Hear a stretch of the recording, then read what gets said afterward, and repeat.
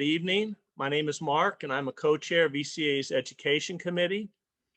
Welcome to tonight's presentation, Climate Policy in the Biden Era, The Look Ahead with Joel Stronberg. Joel is an attorney and founder of the JBS Group, a Washington, D.C. consulting firm advising and representing clients with services such as policy analysis, advocacy, and draft legislation in the clean climate and energy fields. Joel is also an author, blogger at Civil Notion, and writing contributor to other environmental and energy platforms.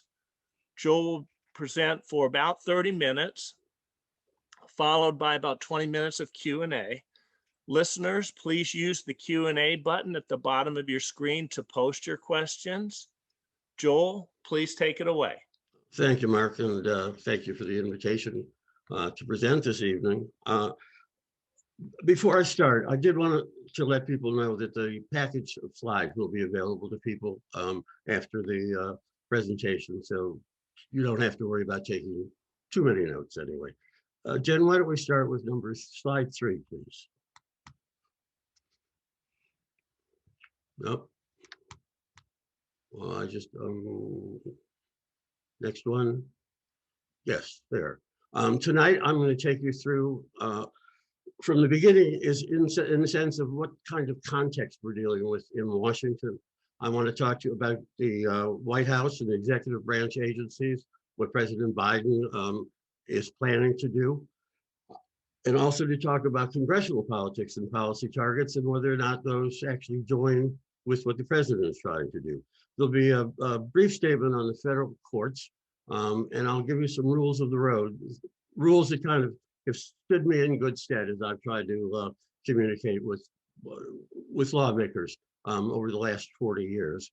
And then I want to discuss with you actually the targets of opportunity for ECA members. So Jen, let's start with number 5, please. Okay, so there, perfect. The message here is real simple, that the United States has never had an integrated energy environmental policy. It just hasn't. The last time it was actually talked about seriously was probably 50 years ago. What's happened since then, I mean, Richard Nixon is the greenest president we've ever had. Most of the major laws, the foundational laws that are in place today, were enacted during the Nixon administration and with a bipartisan Congress. A lot's changed since then as far as the politics are concerned. What hasn't changed is that we're still without an integrated energy and environmental policy. It's absent this is going to be a real problem. I mean, the fact is that you can't keep using fossil fuels while talking about defeating climate change. Something has to give there, and eventually what has to give are fossil fuels. Hopefully it'll be on a science-based policy procedure, but we don't know that for sure. Jen, number 6, please. Okay, so what's happened, it's been a very interesting period. The pandemic has obviously impacted what government is doing and what people are doing. In some cases, it's actually shown just exactly how good clean energy is being looked at, not so much by the government of Texas, perhaps, but by the rest of the world. And so what we have in this case is clean energy stocks have actually skyrocketed, not just solar and wind, but the electric vehicles. And this is going to be a permanent change, I think. Now, there's going to be some bubbles being blown here, and I wouldn't suggest anyone to really speculate as to what the stock market is going to do. But let's think about why this is happening. I mean, why is clean energy shining in this period? And the simple answer to that is because industry is moving in that direction. Not just in the United States, but certainly in Europe and in Asia. The oil companies, large oil companies, Total, Shell, BP, are actually getting out of the fossil fuel business. What they're getting into are a panoply of renewable options, including electric vehicles and charging stations. This is extremely important because it allows government to be able to create policies that it has a good notion will work in consort with the private sector. The problem that I see at the moment is that for the last 4 years especially, the industry has gone way past where government is. If government doesn't get involved, what's going to happen is the markets and the timing are all going to be set by private industry, and we're going to have a lot of disjointed markets. The federal government is a blender, if you will, and so that we have a power policy that goes across the country and not by states. We have auto companies that not only can sell and manufacture in the United States, but abroad as well. So, I mean, keep in mind that notwithstanding the economic downturn at the moment, renewables are really poised to go forward. Basically, solar and wind are the only new additions to power plants for the last 2 years. So, Jen, if we can go to 7, I think. Yes. Okay. So, there are two most important messages here. First, we've seen that the willingness of people to sacrifice for society, take one for the team, so to speak, has really been uneven as a result of the contagion. And even though there's scientific certainty about a lot of what can be done, people are uncertain or unwilling. And when we talk about climate change, about defeating climate change, about staying on the right side of the 1.5 centigrade degree threshold, we're asking people to change because we can't do it by keeping the old habits alive, so to speak. So one of the things that I worry about, and I think that policymakers are worrying about, is how do we get this done in a way that we don't get a backlash by 75 million people, for example. I mean, and the pandemic has really taught us something about science and how people react to the policies. The other thing that we're seeing is that with the advent of virtual offices, in this case, I'm talking about an increased mobility. I'm talking about people that no longer commute to work. I'm talking about people that no longer live in major cities. There are demographic changes that are going on that are also going to affect the success and the speed with which we make the transition. Perfect example of this is public transit, that people no longer want to stand in crowded subway cars. They just don't, or get on buses. So what they're doing is they're starting to drive. Well, that creates a separate kind of issue that has to be addressed. I mean, charging stations, are there ways to get people back into public transit? What about the environmental justice of this? Lower income people don't necessarily own cars. Are they going to be facing higher fares on subway and buses? Things are changing. I mean, politics and the economy are dynamic, and we have to be dynamic as well. Jen, if we could go to, let's number 9, please. Would you mind? Excuse me. I'm coming back from pneumonia and my throat gets very scratchy. I apologize. So let's consider what President Biden has walked into. First of all, President Trump rolled back over 100 climate-related regulations. Some of them were minor, many of them were major. He had also ordered the websites of agencies, from NASA to the Department of Energy to EPA, to literally wipe the phrase climate change off the books. It also created a situation where annual studies that would be coming out otherwise to let us know more about what's going on in the United States as far as the dispersal of new technologies and the air quality conditions have also been halted. Whatever President Biden does, whatever Congress says it's going to do and does, they don't implement things. The federal government implements things. The other big problem in all of this is that a lot of the most senior, experienced professionals are no longer in government. So not only does the current administration have to rewrite regulations, they have to refill the ranks of government professionals. Let's go to the next slide, Jen, I think. Okay, so in rescinding or rolling back 100 regulations, what the Trump administration has accomplished is forcing the new administration to go through and rewrite regulations. Now, the problem with some of this is that the time involved in writing and putting regulations on the books is long. I mean, it's under the best of circumstances, I would say it would be 18 months. Under normal circumstances, 4 to 5 years. Now, a perfect example of this is the Clean Power Plan that was put into place by President Obama. That regulation flowed out of a 2007 Supreme Court decision of Massachusetts versus EPA. The issues in that case were, does EPA have the authority to regulate greenhouse gas emissions? In this case, it was out of the tailpipes of cars, but it was still the same question as far as air pollution in the power sector is concerned. The second question was, do they have to?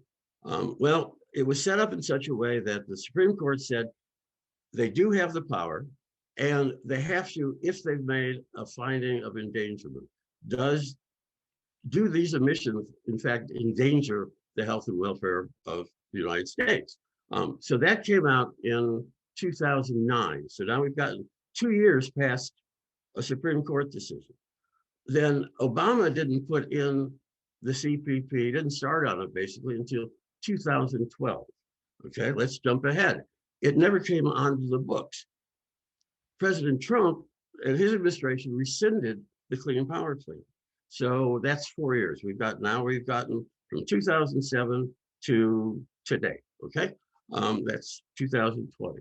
Well, now what's gonna happen is you can't just put the Clean Power Plan back on the books. So he has to draft a new plan that in fact reflects what's going on today. And then he's gonna go through the process. We will be lucky to have a new policy, a new regulation in place by the end of his first term. So let's go to the next slide, please, Jan. Oh, all right, let me hold. Okay, let's deal with this first. Okay, so President Biden has decided that he's going to do things differently, and he is in a whole government approach. This is the first time it's ever been raised by a president of the United States. In most cases, we stovepipe. Again, we don't have an integrated energy and environmental policy. So the good news is that President Biden is in fact going to be putting all the pieces together and making the leakages that need to be made. But look at this, look at the slide. I mean, how many entities are in there? And this is going to be an administrative hassle. I mean, I've worked with the government before as a special counsel, and in fact, one of the reasons they hired me as a special counsel is because they couldn't get done with career people what they needed to get done. I had more flexibility to do it with. But how do you coordinate this many people?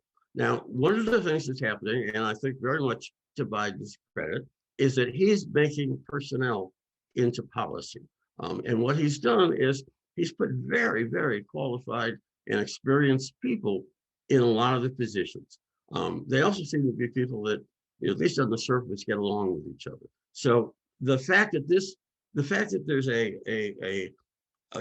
unified commitment of the people in place, or who will be in place, makes a huge amount of difference. And it's going to make a huge amount of difference in terms of what do we target as far as opportunities are concerned. What's Congress going to target as far as opportunities are concerned? Give me 1 second here, if you would. There we go. So let's talk about the presidential tools. That's the next one, Jim. So how is President Biden going to go about this? First, he's done personnel as policy, very important. Next, he can avail himself of the powers of the executive office, much like Trump did and Obama before that. Okay, so an executive order, as long as it is in force, it has a standing of law. It can be challenged in the courts, and it can be easily erased as well, which, when you think about it, Obama came in, most of his legacy was actually put in place through executive orders. In this case, executive orders, memorandum, and directives are all basically the same thing. You'll see them in different phrases, but they're the same. Okay, so what happens is Obama put his legacy into place through executive orders. First day in office from that Trump had, he erased those, or at least most of them. 4 years later, Biden came in, he erased Trump's. Now, this cycle is really a vicious one. I mean, what happens is that we have got to be able to get things on the books and not rely entirely on executive orders. So presidents can certainly lobby Congress. Obama rarely went up to Capitol Hill.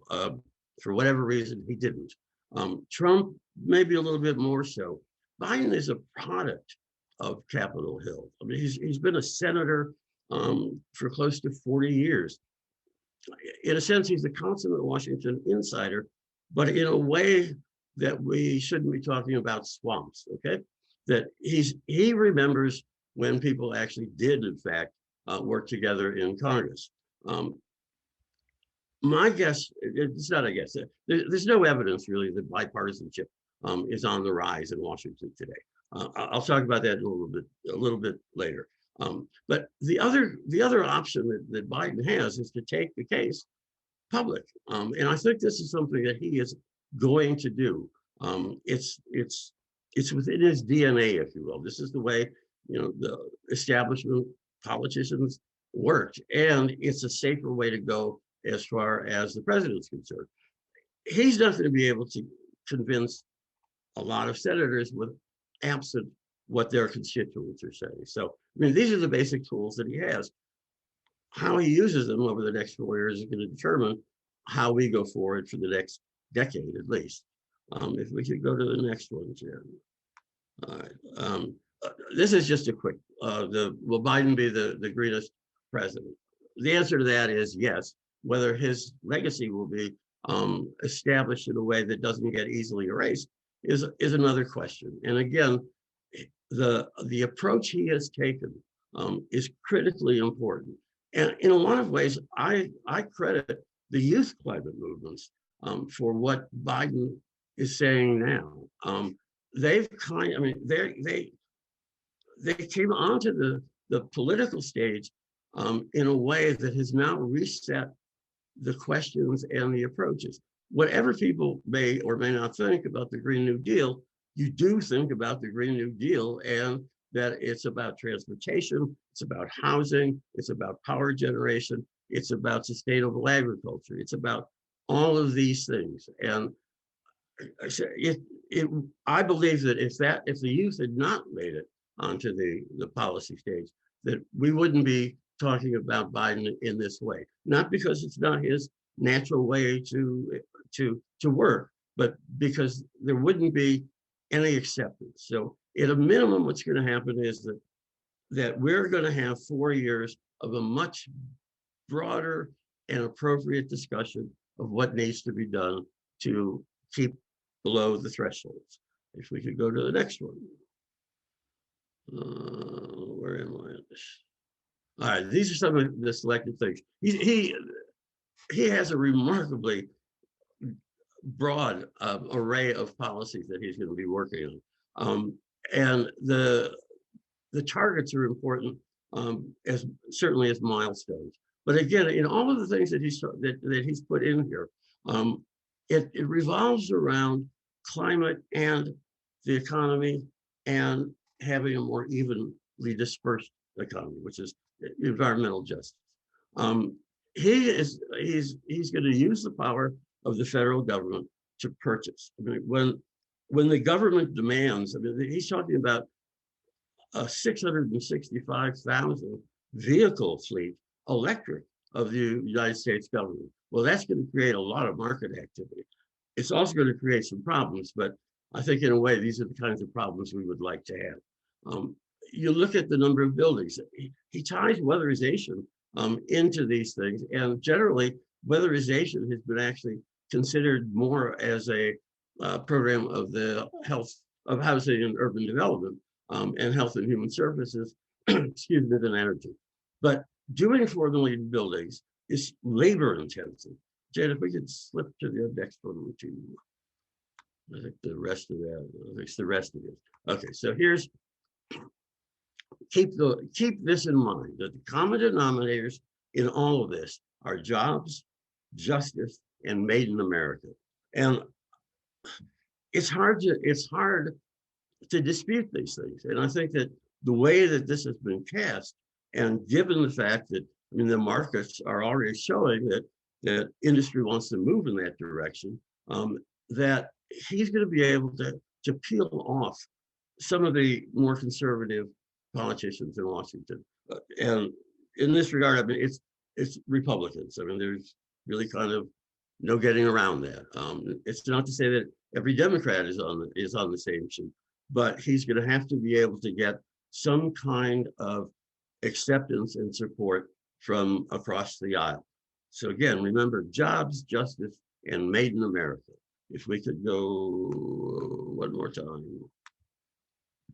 Okay, so Biden just put out an environmental justice order. This was, I guess, within the month. It was January, end of January.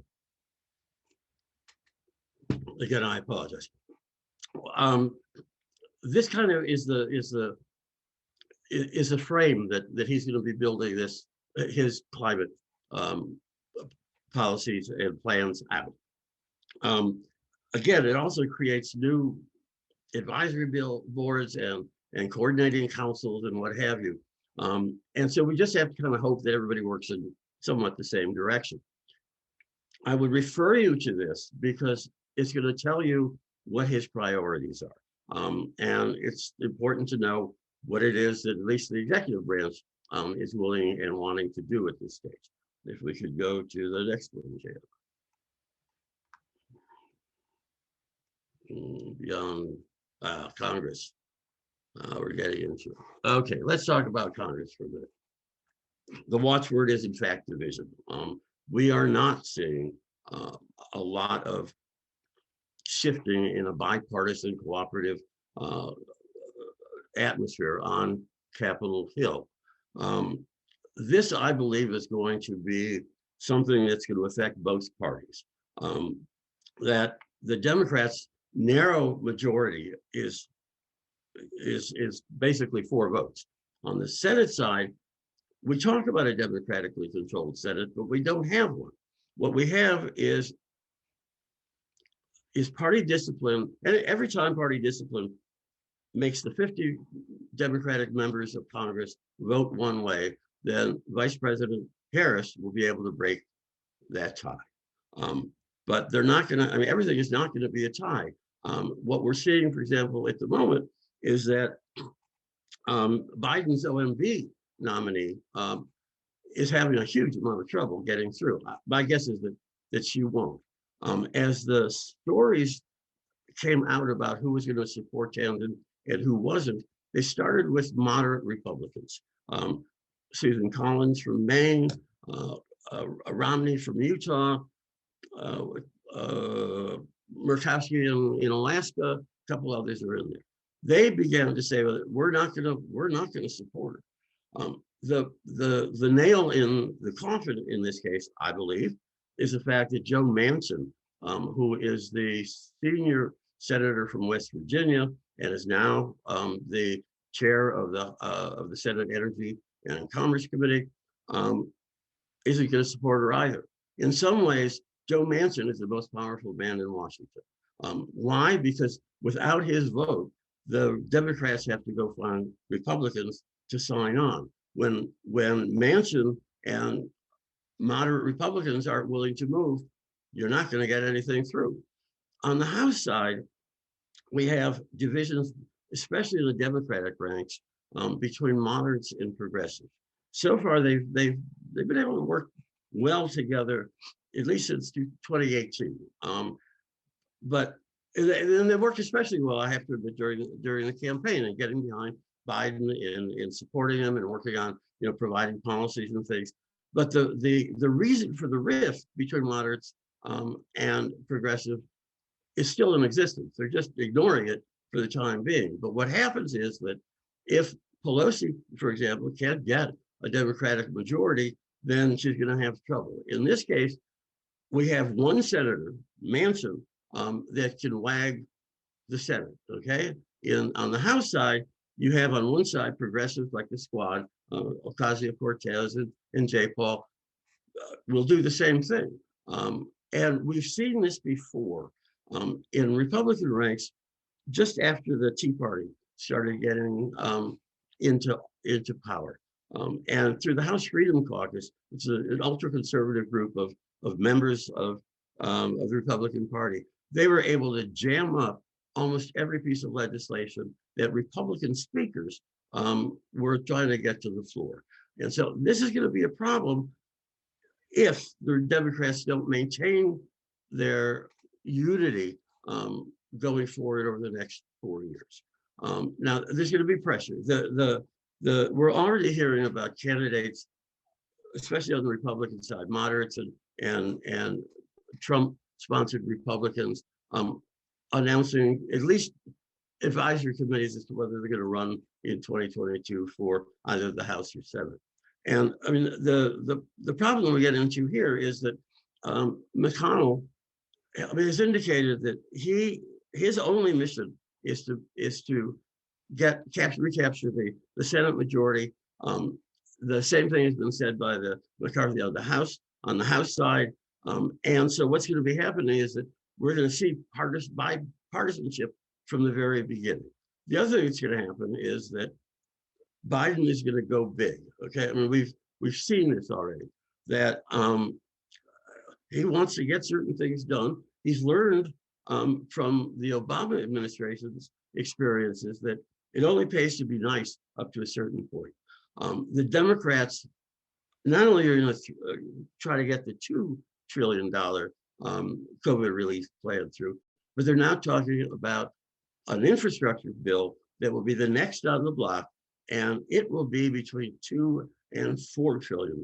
Now, the Republicans are going to step back and say, you know, you Democrats are real spenders and you're profligate and you're the reason that the economy is in trouble.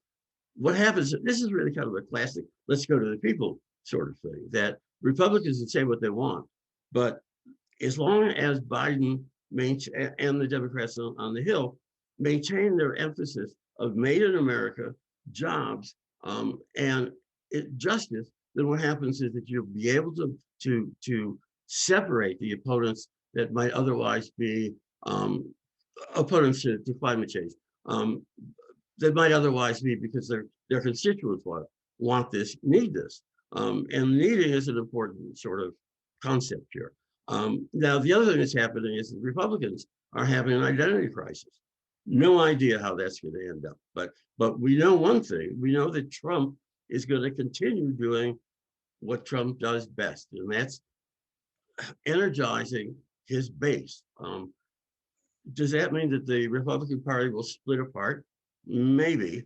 Does that mean that they'll not split apart, but still be defeated? Maybe. We just don't know at this stage. And I think that the more turmoil there is, the better the Democrats will perform if they can keep discipline. So if we could go to the next one, Jake. No. Okay, so before we get into the discussion, let's talk about some words.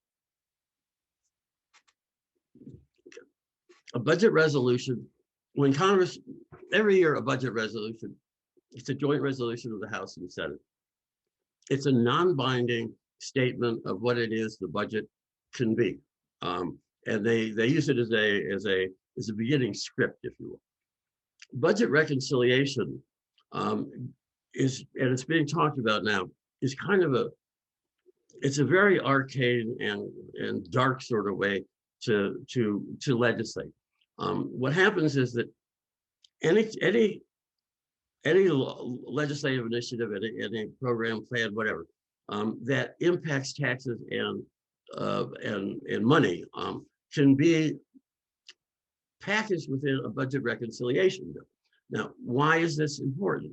Because a budget reconciliation only needs a simple majority to pass.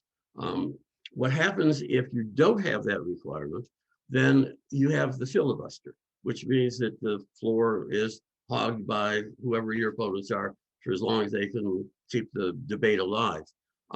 To close that debate, you need a supermajority, in which case it's 60 votes. Now, supermajorities are somewhat flexible. 60 votes to close a filibuster, 67 votes to find a president of the United States guilty of insurrection. Okay, so an appropriation is giving the agency money. Okay, I mean, here's your checking account. The authorization, and these are separate actions. An authorization gives them the power to actually spend that money for certain things. So what you get is you get an appropriation, large chunks going to agencies, and then you have to deal with authorization. The committees that deal with authorization are the topical committees, energy and commerce, health and human services, that sort of thing. So these are a product of the normal conduct of business in Congress through standing committees. A select committee or a special committee has its limitations. The Pelosi, when she got back into the speakership in 2018, appointed what she called to be the select committee on the House Select Committee on the Climate Crisis. Now, she got pushback from the progressives on this, and the reason she did is because a select committee doesn't have the power to draft legislation. It can take in a lot of evidence, and it can put out a committee report, but it can't write legislation. That's being done by the standing committees. On the Senate side, actually, there's something even less impressive. The Democrats set up a special committee that only the Democrats can be a party of on the climate crisis. And so, again, these have reports, and I have references within the presentation. I really suggest people look at the committee reports, both of the Democratic Special Committee and the House Select Committee, because it's going to tell you a lot of where people's heads are as far as the Democratic members of Congress. Let's talk about blue dogs now. And this isn't actually a pejorative phrase. There's actually the Blue Dog Coalition within the House of Representatives. A blue dog Democrat is Joe Manchin. He's a conservative Democrat who could probably pass for a moderate Republican. Rhinos, which is Trump's trigger word these days, is Republican in name only. And so he's painting the rhinos with his brush. There's no question of that. And again, these are groups that can in fact wag the dog. Okay, so let's go to the next one, please. So I get wound up here. How are we doing on time? All right. Am I running too slow? Okay, so let's go through. These are the targets of opportunity. Infrastructure is potentially bipartisan. Transportation, as far as electric vehicles, partially bipartisan. Rural community, resilience, and a lot of legislation is going to come out here because we're behind the curve. Carbon sequestration probably has the best chance for bipartisan support because it allows fossil fuels to continue to be burned. Let's jump ahead again. All right, I'm sorry I'm going this slowly. Let's let's go through, keep going. Next slide, please. All right. All right, so here again is a lot of what's being talked about now has been talked about. And so I'm encouraging you to look at what has been on the books or what was discussed in the 116th Congress. The S Resolution 43 was put out by Markey and really identifies what the progressives are going to be looking to do. You'll see a lot of these acts either reintroduced or portions of them in the budget reconciliation. Let's flip one more. Okay.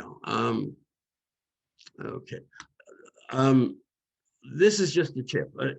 1,000 pages of legislation can be very difficult to get through.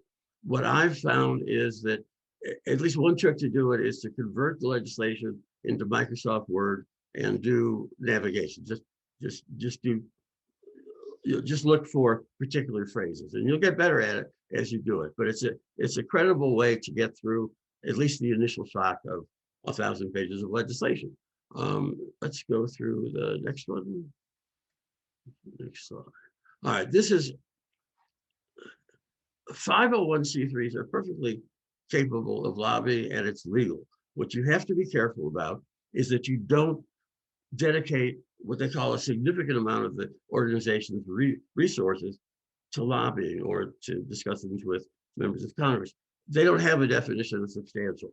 20% has been a good rule of thumb for me over 40 years.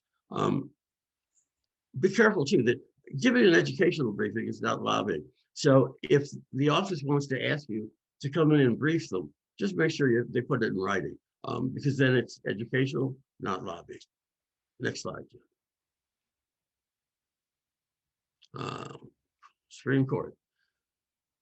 Punchline is quite clear. It's up to the politicians to act. Whether the Supreme Court acts or not, it's up to the politicians to implement it. And one of the things that I would like to see happen is that a number of the legal issues that have prevented cases from going forward could be dealt with in legislation.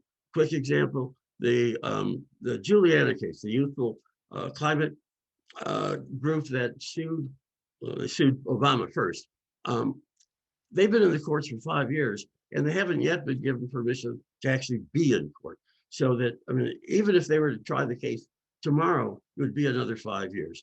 Time is of the essence, not only with climate change, but in my presentation as well. Let's go through one more and we'll get there as fast. Okay. The meaning here is, Tip O'Neill said all politics are local. I say they're all theater. And so you have to kind of think about what you're doing. Just quickly, members of Congress do not read. They can't. There's too much going on. So give them 2 paragraphs and stick everything else into an appendix and then talk from there. Use your own words. I mean, you're just signing a form letter. It's not going to impress anybody. Localize it. You have to make the local link. Don't ignore the district offices and staff. Not only are they often easier to get to, but they could kind of open the way to you for the Washington office by making a phone call. Quid pro quo. I know that's kind of a loaded phrase, but to get, you have to give some. So you're asking somebody for favors, help them out. If they're doing something that's good, put a news release out. If they would like to help develop a memo, the staff person isn't aware of how he or she wants to go about it, give them a memo. It's all perfectly legal, but you have to build relationships, because otherwise you're not going to be able to call on your allies at the right time. One more, let's go through one more. Okay, a lie. Be bigger than you are by joining everybody else's efforts, and ask them to join yours. Let's go again, Jim.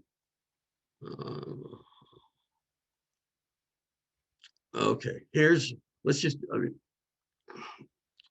no simple answer to what you guys should be focusing on. You have to know yourselves what you're willing to do, how you're willing to go about it. There are plenty of targets of opportunity here.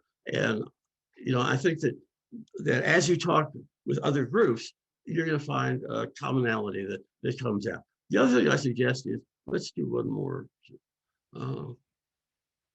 I think, do I have a, okay, so this should be a dynamic process for you. Things are going to happen. They're not going to happen so fast that if you don't get to it until the end of next week, it can still be timely. But you really do have to use these early months to establish not only your foundation, but your list of allies and what programs you would like to put a priority in. Let's open it to questions. Huh?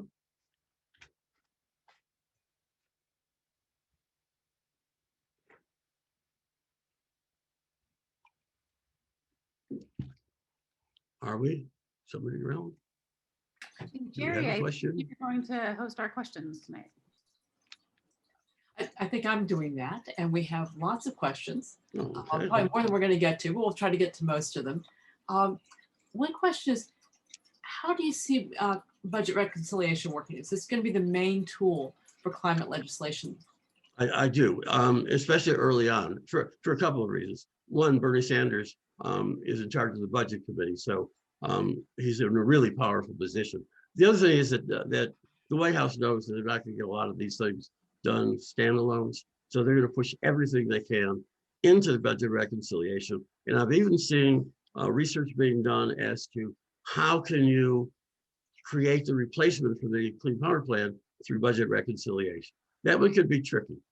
You'll see tax credits, you'll see investment dollars. There's still a $40 billion fund in DOE that hasn't been used. So this is going to be their early onset. Next will be the infrastructure. Okay, thank you. So what do you think the Biden administration's response will be to the idea of carbon fee and dividend? I'm sorry. Citizens Climate Lobby and other groups have been sort of pushing the idea of a carbon fee and dividend. What do you think the Biden administration's approach to that will be? To offsetting carbon? I'm not sure of the question. I'm sorry. To put a fee on carbon. Your voice is breaking up, Fred. I'm sorry. Let's make it a little closer. To put a price on carbon. Oh, yes. A price needs to be put on carbon. There's no question of it. It's not going to happen through a carbon tax. It just isn't. Nobody's going to pass a tax in this economic environment, number one. Number two, it has a huge number of detractors, especially in the environmental justice community. And what the Baker-Schultz plan is kind of the major moderate plan. And they give money back to citizens, but they give money back to everybody. And they don't judge as to whether or not the percentage of your budget is going into energy. The other thing is that the progressives don't like it. They're somewhat suspect of market-based solutions anyway. But I'm willing to stake my reputation that there will not be a carbon tax. Okay. There are other ways to tax carbon. You can do it through a national clean energy plan. Basically taking the RP, the renewable portfolio standards, and making it national.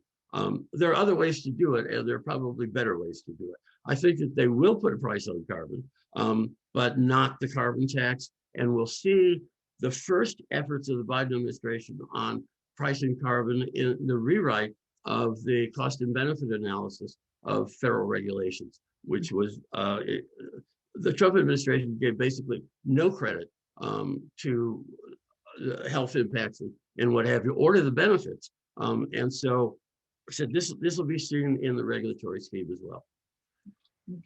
Okay. If Senator Manchin asked you, what could he do that was good both for West Virginia and for the climate, what would you tell him? Well, there's a lot that could be done. These communities, just because they're in West Virginia, they're just as low income and at risk as a central city community. The loss of fossil fuel jobs needs to be replaced. You can't leave everybody just out of work. So there is everything from capping the 3,000 to 4,000 wells that need to be capped to creating new industries, merchandise, manufacture in rural areas. It's really all part of the justice issue. That it's not. Environmental justice isn't racial. It's maybe talked about that way, but it's not. It's economic, and there are just huge numbers of opportunity to go into rural practices. There are the natural schemes, working with farmers to sink carbon through planting and pay them for that. That's another way to put a price on carbon. And the use of crops, the use of natural systems does in fact capture carbon. And so I think that if we look at that and manufacturing hubs, that they can do a lot for rural America, and it needs to be done. Another question we've got is that other countries seem to be leaving the United States in the dust as far as hydrogen fuel cells are concerned. What do you think is happening with that? Part of two things, I think. One is that we've had 4 years of administration that could care less about it, and in fact would deny it. The other is that electric vehicles kind of came out of the box, in a sense, earlier as far as commercial capability is concerned. We've had hydrogen fuel cells, for years and years and years, and it's just never gotten into the mainstream concept of alternative fuel vehicles. Europe has been different on that, certainly. And the other thing is that where we're going to catch up is that hydrogen is being looked at as a source for trucks, for long distance trucks. So you don't get the same kind of charging situation that you would have with an electric vehicle. I think we can catch up. I think we will catch up. The other thing too is that Europe has had much friendlier policies for industries to do the developmental work. Okay. You mentioned a little about the squad and their role in all of this, and what do you see their effect and their role going forward? Yeah, that's a good question and a hard one to answer. They've shown themselves understanding of the need for unity. Okay, but they also have their constituents. They want to go faster, and in an ideal world we should. So I think that what's going to happen is that we're going to get an unevenness, that we may not see them opposing whatever the final legislation on the floor is, but they are going to influence what the committees put into the bill, because they can jam them up even before the bill is thought about for full vote of the chamber. So I see this as an inside game. The other thing, for just a second, budget reconciliation is not going to be public. I mean, it's the smoke-filled rooms without the smoke. Okay, I mean, it's going to be done in private, and so you'll see the result, and you'll hear things being leaked out. But moderate your reaction to what's going on, and the fact of the matter is that a lot of good things can get done in smokeless back rooms. Okay. Another question is, do our senators and our representatives respond to rallies and protests, or are we wasting our time when we do those things? One more time, Chris? Do our senators and representatives respond to protests and rallies? Or are we just wasting our time? No, you're not. I mean, the thing is that anything that shows that somebody's willing to do something is going to be recognized. Again, the closer connected to the community, the better. But the fact of the matter is that politicians do take notice. And it's a picture kind of a 1,000-word sort of thing. It can't be the only thing, but it certainly can be a motivator. And in some sense, the bigger the progressive rally is, against what's going on, the more likely a moderate plan might be able to get into place. Again, politics is theater, so I mean, not everything is legit in the sense that that the anger is there quite as much. For years, labor organizers used to punch themselves in the face, basically, and then claim that they got hit by a cop, or they taunted a policeman. And why do they do that? Because it galvanizes, it keeps momentum going. But every form of communication is a proper form. Some are just better than others. Okay, so we've got, unfortunately, we couldn't get through all the questions, but I think we hit a lot of the high points. Is there anything else that you wanted to bring up that we didn't have a chance for? Well, asking me? Yes. Okay. I mean, I think that you guys are in a really good position. I mean, not only are you people that are motivated, but age in this case is an advantage. I find it. I can say that being old. And why is it an advantage? Because older Americans are pulling away from Trump.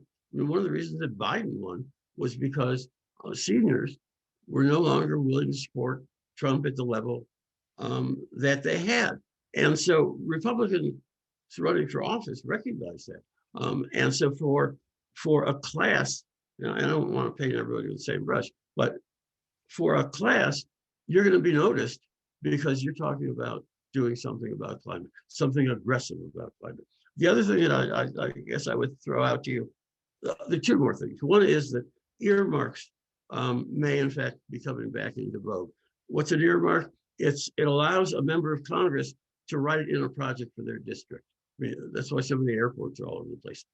It was dropped out for a while, but now it's going to come back in. And the benefit of that is that we'll be able to isolate on some of the programs that we couldn't isolate before because it was too generalized. That's number one. Number two, the Republic, you're gonna hear members of Congress who just last year denied climate change. Okay, they're going to say now, well, we understand climate change. We believe that it's happening, but we need the technology, and you've got to go through this whole thing. Don't get suckered into that discussion. I mean, it's great that they're recognizing the problem. It's not so great that they're talking about things that should have been done 10 or 15 years ago. So raise the floor on them. Don't let them greenwash you as far as what it is that you're proposing and trying to support. There was one important question in the chat that I overlooked. So can pressure on states, counties, and cities to adopt clean energy and other pro-climate policies help influence the federal government to adopt climate policies at the national level? Absolutely. Absolutely. And the best evidence of that is that throughout this whole up and down 40 years, the states have been doing things, which is why we're in the position that we're in now. I mean, before Trump, George W. Bush was the worst environmental president in US history. The states have stuck with this. In a lot of cases, because the more proximate the politician is to the person who's voting for them, the more likely they are to actually respond to them. But the other thing too is that you get these local benefits. As it comes up, not only does the support for these programs come up, but the need for the federal government to kind of blend everything begins to come up. And that is also very important. The other thing, one of the things that I would say at the state level, absolutely people should be at the state level. You should be at the state level. The election created, there are now 40 states in the United States run by Republicans. And so at the one side, it's going to be harder. And on the other side, that if you succeed, then the argument is that, you know, Republicans in Michigan just voted for this. What are you going to do about it? How about cities and counties?